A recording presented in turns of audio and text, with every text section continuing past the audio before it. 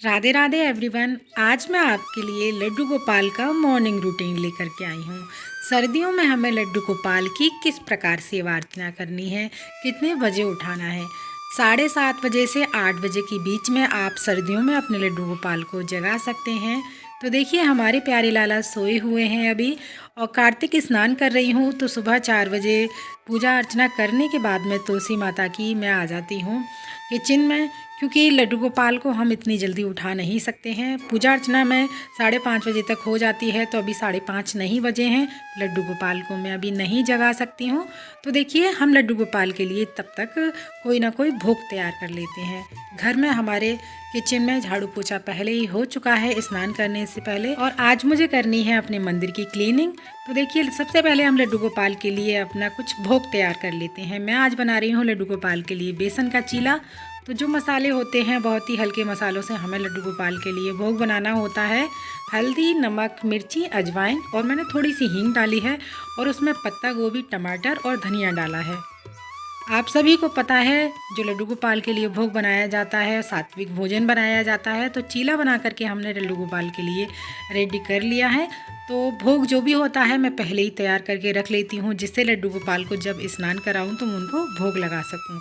तो हमारे लड्डू गोपाल का चीला जो बन करके तैयार है, और भोग लगाने के बाद में जो भी भोग प्रसाद होता है वो घर के सभी सदस्यों में बांट दिया जाता है। तो उसके बाद में चलिए लड्डू गोपाल का टाइम भी हो चुका है, हम उनको जगा भी देते हैं।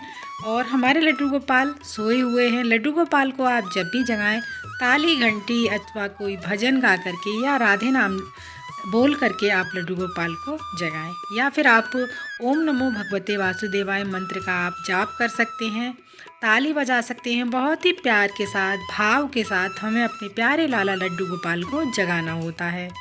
तो मैंने आपको बता दिया है सर्दियों में 7:30 से 8 के बीच में आप अपने लड्डू गोपाल को जगा सकते हैं, और गर्मियों में यही समय होता है, आप 6:30 से 7 के बीच में लड्डू गोपाल को जगा सकते हैं।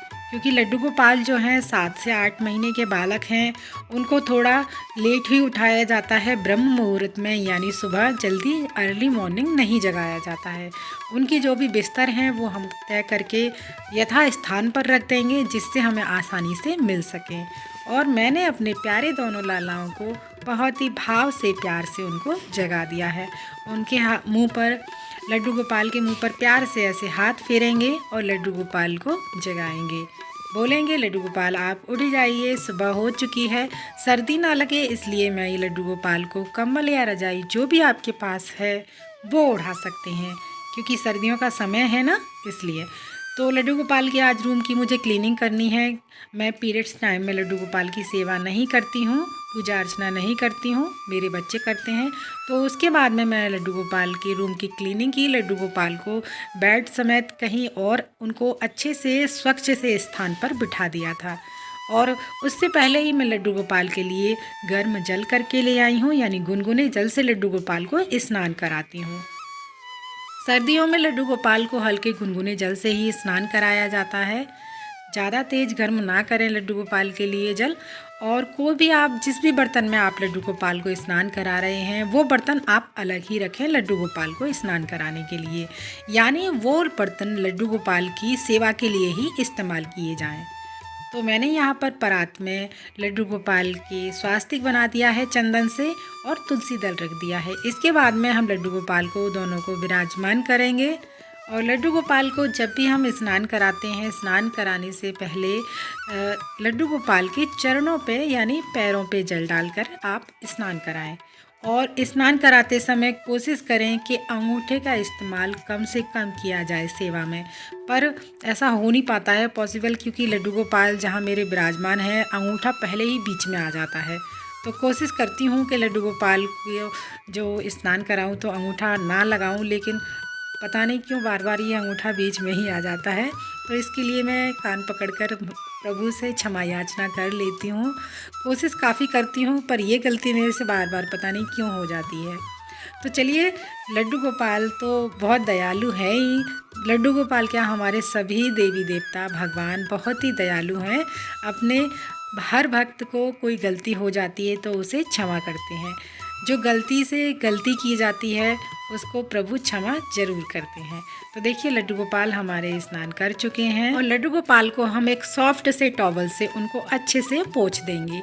और जो जल बचा है आप किसी पौधे में डाल सकते हैं, बेलपत्र के पौधे को छोड़ करके आप किसी पौधे में भी डाल सकते हैं। और जो तुलसी दल है आप चाहें तो उसको निकाल सकते हैं, फिर से उसको धो करके आप पूजा में इस्तेमाल कर सकते हैं।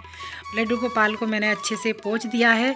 सर्दियों का समय है इसलिए आप कुछ ना कुछ उड़ा करके बिठाएं। आज का जो वीडियो है वो थोड़ा बड़ा होने वाला है क्योंकि डिटेल में मैं सारी चीज़ें बताने वाली हूँ। दोनों लड्डू गोपाल को मैंने यहाँ पर स्नान कराकर बिठा दिया है और वस्त्र मैं पहले ही निकाल कर रखती हूँ जिससे लड्डू गोपाल हमारे ज़्यादा देर तक बगैर वस्त्र के ना रहें। तो मैं पहले छोटे वाले लड्डू गोपाल को पहना देती हूँ। काफ़ी सारे लोगों का ये मैसेज आता है कि आप छोटे वाले लड्डू गोपाल का भी ख्याल रखें। देखिए ख्याल मैं दोनों ही लालाओं का रखती हूँ, लेकिन होता क्या है कैमरे के आगे मैं सिर्फ बड़े वाले लड्डू गोपाल की सेवा दिखाती हूँ क्योंकि छोटे वाले ज़्यादा छोटे हैं, कुछ भी पहनाने में और उनको ओढ़ाने में नहीं आ पाता है, क्लियर से नहीं दिख पाता है कैमरे में क्योंकि बहुत छोटे हैं वो लड्डू गोपाल। तो इसलिए ज़्यादातर मैं बड़े वाले लड्डू गोपाल की सेवा दिखाती हूँ और सेवा उनकी बताती भी हूँ। तो जिस प्रकार बड़े वाले लाला की सेवा होती है ठीक उसी प्रकार मैं छोटे वाले लाला की भी करती हूँ। तो हमने इनको वस्त्र धारण करा दिए हैं, माला पहना दी है और लड्डू गोपाल के जो हेयर हैं बिग हैं वो लगा दी है और कैप लगा दिया है। हेयर की वजह से कैप थोड़ा प्रॉपर नहीं आ पा रहा है, मैंने काफ़ी कोशिश की तो लड्डू गोपाल को भी हो सकता है शायद नहीं पहनना था, मैंने काफ़ी खींच खाच के उनको पहनाया भी, लेकिन लास्ट में उनको कोई और ही पगड़ी पहननी थी, कोई और ही मुकुट लगाना था जो मैंने अभी तक लड्डू गोपाल को पहनाया नहीं है। नया मुकुट बनाया था मैंने वो लड्डू गोपाल को, चलिए वही लगा देते हैं। लड्डू गोपाल का सारा श्रृंगार हमने कर दिया है, कानों में कुंडल पहना दिए हैं। लड्डू गोपाल की बांसुरी तो बहुत ही ज़्यादा इम्पोर्टेंट है। लड्डू गोपाल का श्रृंगार हमने सारा कर दिया है। उसके बाद में अब हम चंदन सेवा देंगे लड्डू गोपाल को, हम जो भी चंदन है वो लगाएंगे। तो देखिए मैंने यहाँ पर लड्डू गोपाल को पगड़ी पहना दी है और मोर पंख लगा दिया है। तो मोर पंख आपके पास है तो लड्डू गोपाल की पगड़ी में या फिर मुकुट में ज़रूर लगाइएगा क्योंकि मोर पंख जो होता है लड्डू गोपाल को बहुत प्रिय होता है। और ये लड्डू गोपाल को यानी श्री कृष्ण भगवान को कहते हैं, राधा रानी ने यानी राधा जी ने श्री कृष्ण को दिया था, तो इसलिए उन्होंने अपने सिर पर इसको धारण किया था क्योंकि राधा जी की जो प्रिय चीज़ है वो श्री कृष्ण ने अपने सिर पर धारण की। तो इसलिए आपके पास अगर मोरपंख है तो ज़रूर लड्डू गोपाल के पास रखें। लड्डू गोपाल का भोग हमने रख दिया है, जल रख दिया है। तो हर रोज़ जो जल होता है मैं पौधों में डाल देती हूँ और लड्डू गोपाल के पास कुछ ना कुछ खाने के लिए थोड़ा सा टिफ़िन में या किसी भी बर्तन में आप ज़रूर रखें और उसमें तुलसी दल ज़रूर डालिएगा। चाहे तो आप कोई भी भोग रख रहे हैं या जल रख रहे हैं उसमें प्रसाद रूपी में आप तुलसी दल ज़रूर रखिएगा।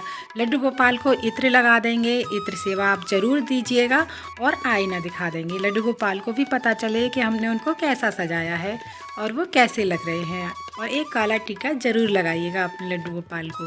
उसके बाद में हमने यहाँ पर जोत बत्ती तैयार कर ली है और सबसे पहले पूजा जो भी शुरू करते हैं हम घर पर करें या कहीं बाहर करें तो सबसे पहले पूजा में दीपक जलाया जाता है क्योंकि दीपक जो होता है यानी अग्नि जो होती है वो हमारी पूजा की साक्षी होती है।